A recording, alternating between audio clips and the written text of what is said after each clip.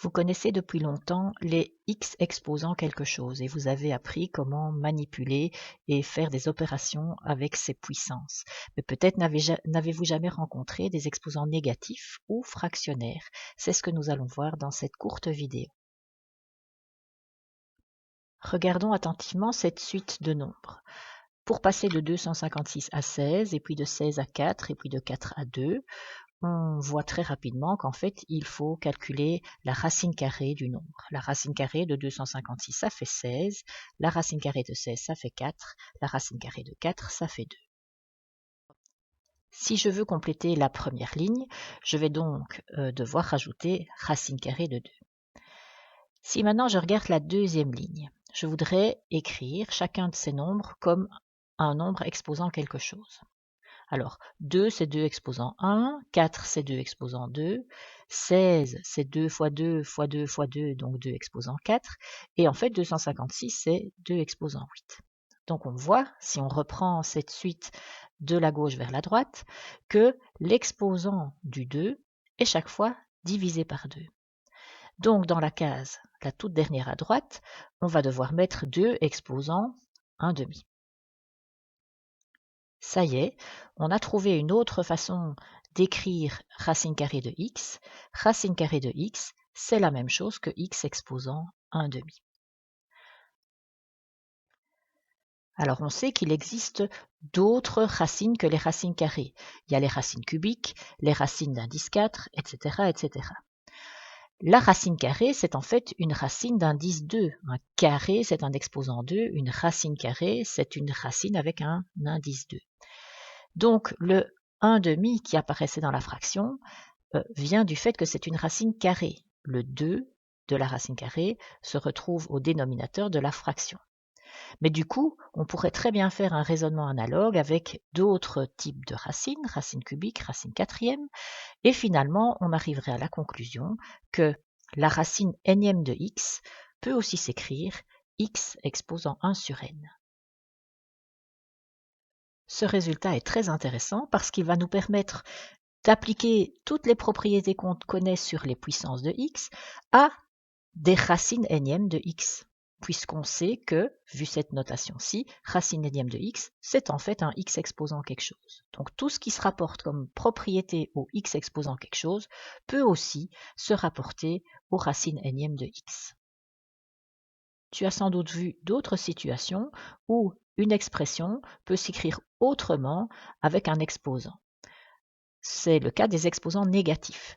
X exposant moins n, c'est la même chose que 1 sur x exposant n. Le fait d'avoir un moins devant l'exposant revient en fait à le faire passer au dénominateur de la fraction. Dans les deux cas qu'on vient de voir, on est arrivé à exprimer une expression mathématique autrement via un exposant soit fractionnaire, soit négatif. Et donc, ces artifices d'écriture vont nous permettre de leur appliquer toutes les propriétés des exposants, ce qui va nous permettre de faciliter un certain nombre de calculs. Si par exemple, on a x exposant m sous une racine d'indice n, c'est en fait x exposant m exposant 1 sur n. Et grâce aux propriétés des puissances, on sait que dans ce cas-là, les puissances se multiplient l'une par rapport à l'autre, et on obtient x exposant m fois 1 sur n, c'est-à-dire x exposant m sur n. Donc si je résume, x exposant m sous une racine d'indice n, ça peut se réécrire x exposant m sur n. X exposant moins n, c'est la même chose que 1 sur x exposant n. Ces deux artifices d'écriture, le passage à l'écriture en puissance, peut se faire dans un sens et dans l'autre. Quand on fera notamment des calculs de dérivés, on va dans un premier temps utiliser les propriétés pour réécrire l'expression de départ, et puis on va réutiliser la propriété mais dans l'autre sens pour revenir à une écriture conventionnelle de la solution.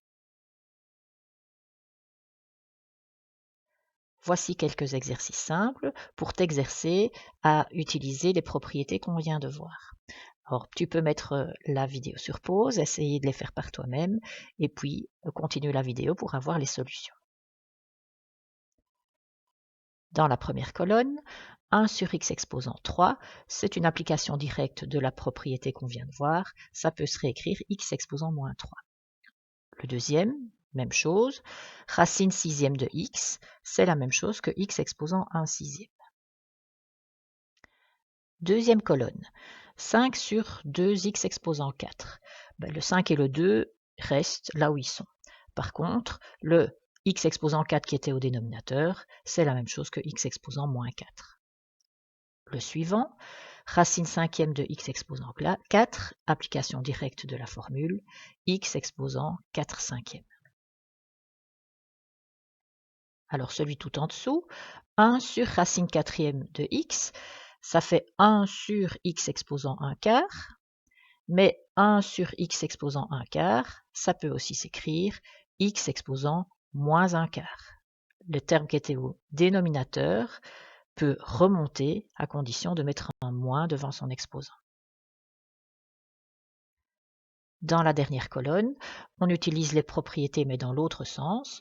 Si on a 2x exposant moins 6 sur 3, le 2 et le 3 restent où ils sont, il n'y a pas d'exposant sur eux, il n'y a pas de raison de les bouger de place. Par contre, x exposant moins 6, c'est la même chose que 1 sur x exposant 6. Donc ça fait 2 sur 3 x exposant 6. Le x exposant 6 est descendu au dénominateur. La dernière, x exposant moins 3 cinquièmes. Le moins devant l'exposant veut dire qu'en fait, l'expression peut se retrouver au dénominateur de la fraction, 1 sur x exposant 3 cinquièmes. Et x exposant 3 cinquièmes, par la propriété, on sait que ça vaut racine cinquième. Le 5 était au dénominateur, c'est lui qui indique de quelle racine on est en train de parler. Donc, racine cinquième de x exposant 3. Le 3 qui était l'exposant au numérateur reste collé, si vous voulez, au x. Ça donne 1 sur racine cinquième de x exposant 3. Voilà, maintenant, tu es prêt pour utiliser ces propriétés dans des exercices plus complexes.